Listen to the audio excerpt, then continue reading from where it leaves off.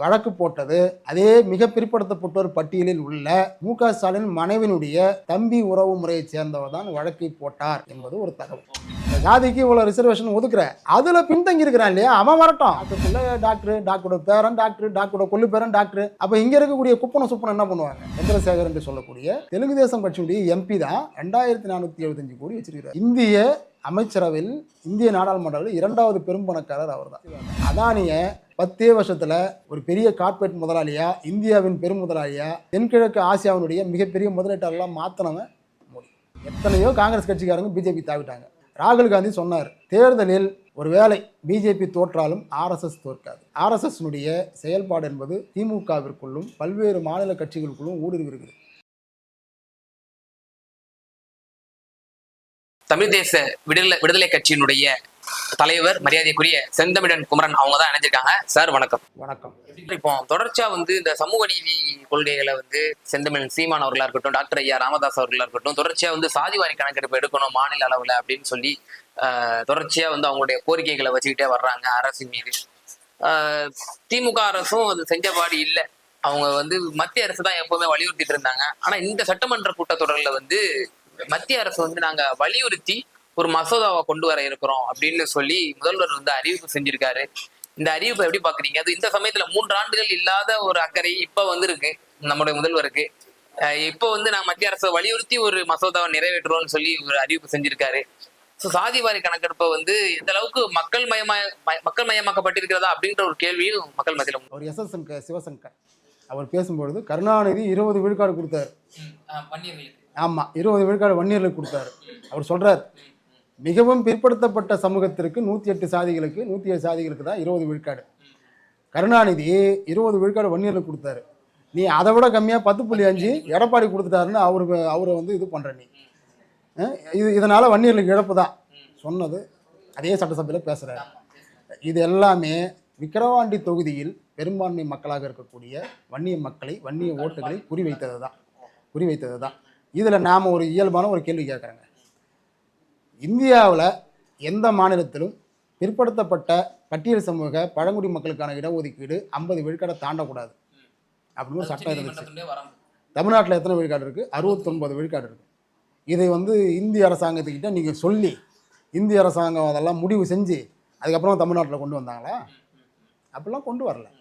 கருணாநிதி அவர் ஆட்சிக்கு வந்தப்போ 70களில் ஏற்கனவே பிற்படுத்தப்பட்டோர் பட்டியல் சமூகம் பழங்குடிகளுக்கு என்று இருந்த இடஒதுக்கீடு 35 விழுக்காடு இருந்தது. பெரியார் கோரிக்கை வைக்கிறாரு, 50 மாற்றியான்னு 49 மாற்றினார். கருணாநிதி செஞ்சார். 70களில் 69 அவர் மாற்றலை, எம்ஜிஆர் மாத்துறாரு. ஜெயலலிதா காப்பாற்றுறாங்க. அவங்க சட்ட திருத்தத்தின் மூலிமா தமிழ்நாட்டில் ஒரு சட்ட திருத்தத்தை செஞ்சு அவங்க காப்பாற்றுறாங்க. எம்ஜிஆர் அதற்கான முடிவுகள் எடுக்கிறாரு. ஏன்னா பொருளாதாரத்தில் பின்தங்கியவர்களுக்கான இடஒதுக்கீடு ரோலையே அவர் மாற்றும் போது பெரிய எதிர்ப்பு எம்ஜிஆருக்கு. எம்ஜிஆரை பார்த்தோன்னா ஒரு பெரிய கதாநாயகம், பெரிய ஹீரோ, மக்கள் தலைவர்லாம் சொல்லிட்டு இருந்தவன் இந்த இடஒதுக்கீட்டு விஷயத்தில் இவருடைய ரோலை பார்த்த உடனே இவர் ஒரு பார்ப்பன கைக்கூலிங்கிற அளவுக்கு பெரிய எதிர்ப்பு வந்த உடனே அதில் பின்வாங்கிக்கிட்டு அதுக்கு பிறகு அவர் பண்டோட்டி ராமச்சந்திரன் போன்றவங்களுடைய ஆலோசனை கேட்டு இதை பெருசுப்படுத்தணும்னு நினைக்கும் போது அப்புறம் அவர் இறந்து போயிடுறாரு.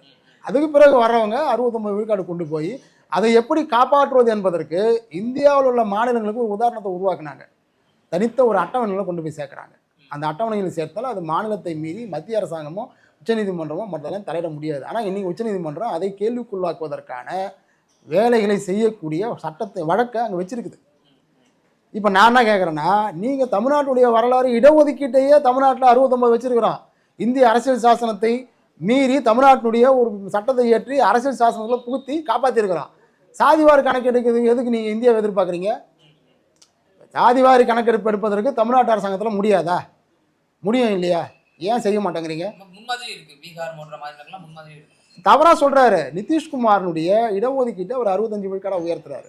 அதுக்கு தான் அவங்க வழக்கு போடுறாங்க. அதுக்கு தான் அது ஒரு இடைக்கால தடை கொடுத்துருக்காங்க. தவிர அவர் எடுத்த சென்சஸ் இருக்குது பார்த்தீங்களா, தடை கிடையாது. சாதிவாரி கணக்கெடுப்புக்கு தடை கிடையாது. அதை எடுப்பதற்கு ஒரு அரசாங்கம் முறையான அலுவலர்கள் நியமித்து ஒரு அரசாணை பிறப்பித்து சட்ட விதி பிரகாரம் செஞ்சிங்கன்னா அதை யாரும் தடுக்க முடியாது, தடை செய்ய முடியாது. இங்கே இந்த தேவை எங்கேருந்து வருதுன்னா வன்னியர் உள்ஒதுக்கீட்டிலேருந்து வருது. வன்னியர் உள்ஒதுக்கீட்டுக்கு நீங்கள் வன்னியர்கள் பின்தங்கி தான் இருக்கிறாங்க, கல்வி வேலைவாய்ப்பு கிடைக்கலன்னு சொல்கிறீங்க இல்லையா, அந்த புள்ளி விவரத்தை கொடுங்கன்னு கேட்குறாங்க. அந்த புள்ளி விவரம் அரசுகிட்ட இருக்குது. அதெல்லாம் இருக்கிறதுனால தான் 10.5க்கு போகிறாங்க. இது இல்லைன்னு இவங்க சொல்கிறாங்க. திமுக அரசாங்கம் புள்ளி விவரம் இல்லைன்றான். புள்ளி விவரம் இல்லையா, அப்போ புள்ளி விவரத்தை திரட்டுங்க. புள்ளி விவரத்தை திரட்டணும் தான் சொன்னாங்க. அதுக்காக ஒரு கமிஷனும் போட்டிருக்கிறாங்க. 6 மாதத்தில் 7 மாதத்தில் கொடுக்கணும்னு சொன்ன கமிஷனு 3 வருஷம் ஆயிடுச்சு, இன்னும் தரல. அப்போது சாதிவாரி கணக்கெடுப்பு எடுப்பதில் ஸ்டாலினுடைய கட்சிக்கோ அவங்க குடும்பத்துக்கோ விருப்பம் இல்லை. இன்னும் வெளிப்படையாக பச்சையாக சொல்லுகிறேன், வன்னியர் உள்ஒதுக்கீடு 10.5 எதிர்த்து வழக்கு போட்டது அதே மிக பிற்படுத்தப்பட்டோர் பட்டியலில் உள்ள மு.க. ஸ்டாலின் அவர்களுடைய சமூகத்தைச் சேர்ந்த மு.க. ஸ்டாலின் மனைவினுடைய தம்பி உறவு முறையைச் சேர்ந்தவர் தான் வழக்கை போட்டார் என்பது ஒரு தகவல். மற்ற சமூகத்தை சேர்ந்தவங்கெல்லாம் இப்போ திரள்றாங்க, எங்களுக்கு பாதிப்பு இருக்குது எங்களுக்கு பாதிப்பு இருக்குதுன்னு அவங்க ஒரு கூட்டமைப்பெல்லாம் வைக்கிறாங்க போகிறாங்க. அது ஒரு ஜனநாயக நடைமுறை. அதை நான் இது பண்ணுறேன். நீங்கள் அவங்க கூட சேர வேண்டியது தானே. நீங்கள் அவங்க கூட சேர்ந்து செஞ்சீங்கன்னா பரவாயில்ல. தனித்து போய் ஒரு வழக்கு போடுறாங்க. 2.5 சீர்மரபினர் உள்ளிட்ட சில பிரிவுக்கு 6.5 என்னமோ கொடுக்குறாங்க, வன்னியர்களுக்கு 10.5 கொடுக்குறாங்க, அவங்களுக்கு 7 கொடுக்குறாங்க, 17 போயிடுச்சு. இதர சமூகங்களுக்குன்னு 2.5 கொடுக்குறாங்க. இந்த 2.5 சார்பாக யார் போனது? ஸ்டாலின் குடும்பத்தை சேர்ந்தவங்க தான் போனாங்க. நீங்களே உங்கள் சொந்தக்காரர் உங்கள் மச்சானை வச்சு வழக்கு போட வைப்பீங்க. அப்புறம் நீங்களே போன முறை விக்கிரவாண்டி தேர்தல் என்ன சொன்னார், நாங்கள் வன்னியர்களுக்கு இடஒதுக்கீட்டை தனி இடஒதுக்கீட்டு நிறைவேற்றணும்னு சொன்னார். அப்புறமா என்ன பண்ணாங்க, இப்போ என்ன சொல்கிறாங்க, சாதிவாரி கணக்கெடுப்பு நடத்தணும், மத்திய அரசு வலியுறுத்துவோம். எனக்கு என்ன கேள்வி வருதுன்னா, இப்போ திமுக உலகள சமூக நீதி சுயமரியாதை இதெல்லாம் பேசிட்டு வர திமுக மாநில அளவில் சாதிவாரி கணக்கெடுப்பு எடுக்கிறதுல அவங்களுக்கு எது சார் நெருடலாக இருக்குது? எது நெருடலாக இருக்குன்னாக்கா, முதல் பிரச்சனை இந்த இருக்கக்கூடிய இடஒதுக்கீடு என்பது உண்மையிலேயே பின்தங்கிய பிற்படுத்தப்பட்ட மக்களுக்கு இடஒதுக்கீடுன்னு சொன்னால் அது பிற்படுத்தப்பட்ட மக்கள் சமூகங்களில் ஒரு முன்னேற்றம் நடந்திருக்குது. முன்னேறிய சமூகங்களும் பின்னேறிய சமூகங்களாக இருக்கிறாங்க. உண்மையிலேயே இடஒதுக்கீடு என்பது அது பிசியாக இருக்கட்டும், எம்பிசியாக இருக்கட்டும், எஸ்சி எஸ்டியாக இருக்கட்டும், யாருக்குமே உண்மையில் அதில் விளிம்பு நிலையில் உள்ள பின்தங்கிய கீழ்நிலையில் உள்ளவங்களுக்கு கிடைக்குதான்னா இல்லை. சரிங்களா? அதில் முன்னேறியவங்களுக்கு கிடைக்குது. இந்த முன்னேறியவர்கள் எல்லாம் சேர்ந்து தான் இந்த திமுக ஆட்சியினுடைய பின்புலமாக இருக்கிறாங்க. குறிப்பாக பிற்படுத்தப்பட்ட சமூகங்களில் உள்ள முன்னேறிய சாதிகள் தான் திமுகவுடைய பேக் போன். நீங்கள் சாதிவாரி கணக்கெடுப்பு எடுத்தீங்கன்னா யார் பாதிக்கப்படுவாங்க? திமுகவிற்கு பின்புலமாக உள்ள முன்னேறிய சாதிகள்னு சொல்லக்கூடிய அவர்கள் பாதிக்கப்படுவார்கள். அப்புறம் எப்படி திமுக அதை எடுக்கும் சொல்லுங்கள்? எப்படி எடுக்கும்? உண்மைதான். நான் வெளிப்படையாக இன்னும் புள்ளிவரத்தில் சொல்ல முடியும் என்னால். அது சமூகத்தில் பல சிக்கல்களை உருவாக்கும். திமுகவை ஆதரிக்கக்கூடிய பிற்படுத்தப்பட்ட மக்கள் அப்படின்னு சொல்லக்கூடியவங்க, பிற்படுத்தப்பட்ட சமூக தலைவர்கள்னு சொல்லக்கூடியவங்க பிற்படுத்தப்பட்டோர் பட்டியலில் உள்ள முன்னேறிய சாதிகளைச் சேர்ந்த தலைவர்களாகவும் செல்வ செழிப்போடவும் செல்வாக்கோடவும் இருப்பவர்களாக இருக்கிறார்கள். அவர்கள் இதை ஏற்றுக்கவே மாட்டாங்க. சாதிவாரி இடஒதுக்கீடு அவங்கள பிடிச்சி வெளியே தள்ளுறோம். அதே போல இப்போ சீமான் தொடர்ச்சியாக வலியுறுத்தி வர்றாரு இந்த சாதிவாரி கணக்கெடுப்பை. வரக்கூடிய சட்டமன்ற தேர்தல் 2026 இது ஒரு பிரதான இஷ்யூவா மக்கள் மத்தியில் கொண்டு போயிருவாரு சாதிவாரி கணக்கெடுப்பை. இது ஒரு தமிழர்களோட உரிமை சார்ந்த ஒரு விஷயமா விவகாரமா மக்கள் மத்தியில் கொண்டு போயிருவாரு, மக்கள் இயக்கமாக கொண்டு போயிருவாரு அப்படின்னு சொல்லப்படுது. நீங்க அப்படி எப்படி பாக்குறீங்க? இதை சீமான் அவர்கள் கச்சிதமா மக்கள் மத்தியில் கொண்டு போய் சேர்த்துருவாரு நீங்க பாக்குறீங்க? சாதிவாரி கணக்கெடுப்பு எடுக்கணுன்ற தேவை எல்லா சாதிகளுக்கும் இன்னைக்கு உருவாயிருக்கா அப்படிங்கிற ஒரு அரசியல் விழிப்புணர்வு முதல்ல உருவாக்கப்படணும். 2 விஷயங்களில் சாதிவாரி கணக்கெடுப்பு வலியுறுத்தப்படுது. ஒன்று, தமிழர் யார் தமிழர் அல்லாதார் யார் என்பதை தெரிந்து கொள்வதற்காக சாதிவாரி கணக்கெடுப்பு நடத்தணும்னு ஒரு தரப்பு கருத்து. இன்னொன்று, சமூக நீதிக்காக சாதிவாரி கணக்கெடுப்பு. இப்போ சீமான் இதில் எதை எடுக்கிறாரு? தமிழர் யார் தமிழர் அல்லாதார் யாருன்னு தெரிந்து கொள்வதற்காக சாதிவாரி கணக்கெடுப்புன்னு நீங்கள் மக்கள்கிட்ட போனீங்கன்னா மக்களுக்கு தெரியும் யார் தெலுங்கு பேசுகிறவன், யார் கன்னடம் பேசுகிறவன், யார் மக்களுக்கு தெரியும். அவங்க பல பிரச்சனைகள் இருந்தாலும் அவங்க ஒன்று மூணுமா தான் இருந்துகிட்டு இருக்கிறாங்க. நீங்கள் இதை கொண்டு போயிட்டு இதெல்லாம் தெரிஞ்சுக்கணுங்கிறதுக்காக சாதிவாரி கணக்கெடுப்பு தேவையா போயாண்டுருவாங்க. சமூக நீதிக்காகன்னு சொன்னால் சாதிவாரி கணக்கெடுப்பு எடுப்பதன் மூலமாக மட்டுமே ஒரு சமூக நீதியை அடைய முடியாது. அது ஒரு லெவல். தமிழ் தேசிய இன கண்ணோட்டத்தில், தமிழ் தேசத்தினுடைய அரசியல் கண்ணோட்டத்தில் நீங்கள் ஒரு சமூக நீதியை நிலைநாட்டணும். அதுதான் முக்கியம். சரிங்களா? இப்போ உங்களுக்கு ஒரு சின்ன செய்தி சொல்கிறேன். ஒரு மேற்கு மாவட்டத்தில் 2 சாதிகளுக்கு பிரச்சனை. ஒரு சாதி எஸ்சியில் இருக்கிறாங்க, அவர்களை ஒடுக்கக்கூடிய அந்த இன்னொரு சாதி எஸ்டி பிரிவில் இருக்கிறாங்க. எப்படிங்க அவங்க எஸ்சியை ஒடுக்குறாரு? எஸ்சின்னு சொல்லக்கூடியவங்க எஸ்டியை விட முன்னேறியவங்க. அப்போ இவங்க அவங்கள ஒடுக்குனான்னா சமூக யதார்த்தம் புரிஞ்சிக்க முடியும். ஆனால் எஸ்டியாக இருக்கக்கூடிய பழங்குடியாக இருக்கக்கூடியவங்க, எஸ்சி பிரிவில் இருக்கக்கூடிய பட்டியல் சமூக மக்களை ஒடுக்குறாங்க ஒரு இடத்துல. என்னன்னா அவர்கள் கர்நாடகாவில் ஒரு ஆளும் வகுப்பாக ஒரு அதிகார சாதியாக இருக்கிறாங்க. தமிழ்நாட்டில் சின்ன ரோல் இருக்குது அவங்களுக்கு. அந்த அந்த ஒரு ரோலை வச்சுக்கிட்டு இவங்க இப்போ இதை நீங்கள் எப்படி பார்ப்பீங்க? திராவிட அரசியலுக்கு இது சரி. தமிழ் தேசிய அரசியலில் யாரும் யாரையும் ஒடுக்க முடியாது. தமிழ் தேசிய அரசியல் கண்ணோட்டத்தில் இடஒதுக்கீடு வேணும் என்றால் சாதிவாரி கணக்கெடுப்பு என்பது முதல் படி. அது மட்டுமே அல்ல. ஏழை முன்னுக்கு போனோம், பணக்காரன் பின்னுக்கு வரணும். இடஒதுக்கீடு ஒரு குடும்பத்திற்கு 2 தலைமுறை கிடைச்சதா? நிறுத்து. எல்லாம் ஏற்கனவே அம்பேத்கர் சொன்னது தான். குறிப்பிட்ட அளவு தான் இடஒதுக்கீடு. இடஒதுக்கீடு என்பது கல்வி வேலைவாய்ப்பில் முன்னேறுவதற்கு என்பது சரி. அது திருவோடு கிடையாது. பொருளாதார அளவுகோல் சாதிக்குள் வைக்கும். இந்த சாதிக்கு இவ்வளோ ரிசர்வேஷன் ஒதுக்குற, அதில் பின்தங்கி இருக்கிறான் இல்லையா, அவன் வரட்டும். அதில் முன்னேறி இருக்கணும்னே. டாக்டர் புள்ள டாக்டரு, டாக்டரோட பேரன் டாக்டரு, டாக்டரோட கொள்ளு பேரன் டாக்டரு. அப்போ இங்கே இருக்கக்கூடிய குப்பனை சுப்பனை என்ன பண்ணுவாங்க? ஒவ்வொரு சாதிக்குள்ளும் முன்னேறிய பிரிவினர் மட்டும்தான் இடஒதுக்கீட்டை பயன்படுத்துகிறாங்க. முன்னேறாத பிரிவினருக்கு அந்த இடஒதுக்கீடு சுழற்சி மாற்றப்படணும். அந்த வரையறையை நீங்கள் கொண்டு வரணும். வன்னியர் உள்ஒதுக்கீட்டிலே என்ன பிரச்சனை? வட மாவட்டங்களில் சரிவாக இருக்கிறாங்க வன்னியர்கள், தென் மாவட்டங்களில் குறைவாக இருக்கிறாங்க. அப்போ அங்கே எப்படி நடைமுறைப்படுத்துவீங்க? இது ஒரு அரசாங்கத்துக்கு தெரியாதா? இதை சரியாக நடைமுறைப்படுத்தாதனுடைய விளைவு தாங்க இன்றைக்கி சமூக சிக்கல். வன்னியர் அல்லாதார் எம்பிசிக்குள்ளே இருக்கக்கூடிய வன்னியர் அல்லாதார் பிரச்சனை எங்கேருந்து வருது? அரசு உருவாக்குது. அரசு சமூக நீதியை பற்றிய அக்கறை, சமூகத்தை பற்றிய அறிவு, இந்த புள்ளிவிவரங்களை பற்றிய ஒரு சிந்தனை, இது சமூகத்தில் என்ன மாதிரியான எதிர்நிலை உருவாக்கு, இதெல்லாம் தெரியவே இல்லையா? இல்லை அந்த அறிவே இல்லையான்னா உண்மையிலேயே யோசிக்க வேண்டியதாக இருக்குது. பல சிக்கல்கள் இருக்கு. தமிழ் தேசியனுடைய பார்வையில இந்த சிக்கலுக்கான தீர்வுகளை பற்றி நீங்க தெளிவாக விளக்குனீங்க. மேலும் இன்று தினம் நாடாளுமன்றத்தில் வந்து தமிழக எம்பிக்கெல்லாம் வந்து பதவியேற்பு செஞ்சுட்டாங்க. அதுல வந்து குறிப்பா தமிழக எம்பிக்கள், திமுக எம்பிக்கெல்லாம் வந்து நீட்டை ஒழிக்க அப்படின்லாம் கூட கோஷமிட்டு தங்களுடைய பதவியை வந்து ஏற்றுக்கொண்டு இருக்காங்க. எப்படி பாக்குறீங்க இந்த சம்பவம்? நான் அவங்களுடைய பதவி ஏற்றது மக்கள் கொடுத்த தீர்ப்பு, அதை ஏற்றுக்கிட்டாங்க. நீட்டை ஒழிக்கிறதுக்கு நீ போய் நாடாளுமன்றத்தில் கோஷம் போட்டு அதெல்லாம் ஒழிக்க முடியாது. தமிழ்நாட்டில் நல்ல அனுபவம் இருக்குது. நீட்னால என்ன பிரச்சனை இருக்குது, ஏது பிரச்சனை இருக்குன்னு டெக்னிக்கலாக இந்தியாவிற்கு சொன்ன மாநிலம் தமிழ்நாடு. தமிழ்நாட்டில் உள்ள மாணவ மாணவிகள் தங்கள் உயிரை கொடுத்து நீட்டை எதிர்த்திருக்கிறார்கள். தமிழ்நாட்டுக்கு ஒரு பெரிய ரோல் இருக்குது. நீங்கள் என்ன பண்ணணும்னா ஒரு குழு அமைங்க. இந்தியா முழுக்க இருக்கக்கூடிய அனைத்து கட்சியினுடைய எம்பிக்களையும் பார்த்து நீட்டை எதிர்ப்பதற்கான தேவையும் நீட்டை மறுப்பதற்கான தேவை பற்றி பேசுங்க. நீங்கள் ரோடு போடுறது, நீங்கள் மணல் கடத்துறது, நீங்கள் கள்ளச்சாரம் காசத்து, நீங்கள் வந்து கல்குவாரி வெட்டுறது, இதுக்கே குழுவை போட்டு சம்பாதிச்சிட்டு இருக்காதீங்க. நீட்டை ஒழிப்பதற்காக இந்தியா முழுக்க பல்வேறு மாநில கட்சிகளிடம் பேசி ஒரு பரந்துபட்ட ஒரு கூட்டமைப்பை உருவாக்குங்க. நீட்டுக்காக மட்டுமே உருவாக்கி மத்திய அரசுக்கு நெருக்கடி கொடுங்க. அப்போ தான் ஒழிக்க முடியும். இன்னைக்கு குரல் கொடுக்குறாங்க தன்னிச்சையாக. பீகார்லேயும் ஜார்க்கண்டுக்காரனும் பீகார்காரனும் பண்ண அட்டூழியத்தை பார்த்து தன்னிச்சையாக குரல் கொடுக்குறான். நீங்கள் டெக்னிக்கலாக நிரூபிச்சிருக்கிறீங்க. தமிழ்நாட்டில் நாம் நிரூபிச்சிருக்கோம், டெக்னிக்கலாக நிரூபிச்சிருக்கிறோம். நீட் என்பது அப்பட்டமான ஒரு பின்தங்கி இருக்கக்கூடிய கிராமப்புற மக்களை கொல்லக்கூடிய ஒரு தேர்வு நிரூபிச்சிருக்கிறான். இதை நீங்கள் இப்போ வாய்ப்பு கிடைச்சிருக்குது இல்லையா? இப்போ நீங்கள் ஒரு குழு அமைங்க. இந்தியா முழுக்க போங்க. எல்லா மாநிலத்தினுடைய எம்பிக்களையும் முதலமைச்சரையும் சந்தித்து நீட் எதிர்ப்புக்கான அகில இந்திய குழு ஒன்றத்தை உருவாக்குங்க. இதெல்லாம் உருவாக்குறது முடியாத நாங்கள் பாசிச எதிர்ப்புக்கு செஞ்சீங்க இல்லையா இந்தியா கூட்டணி, அதையே செய்யுங்க.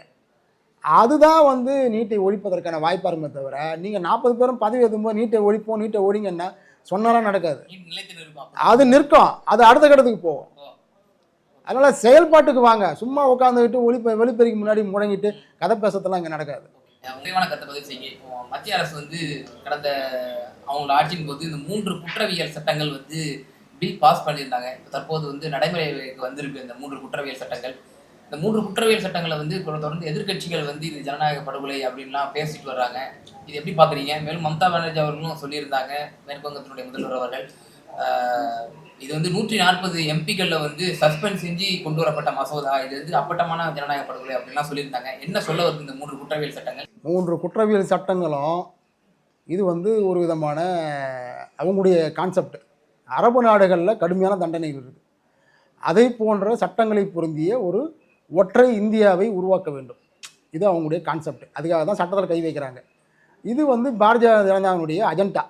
அது போன ஆட்சியில் அவங்க அதற்கான வேலை பார்த்தா கொண்டாங்க. அதனால் இன்றைக்கும் வந்து அவங்க வந்து கூட்டணி ஆட்சியில் தான் இருக்கிறாங்க.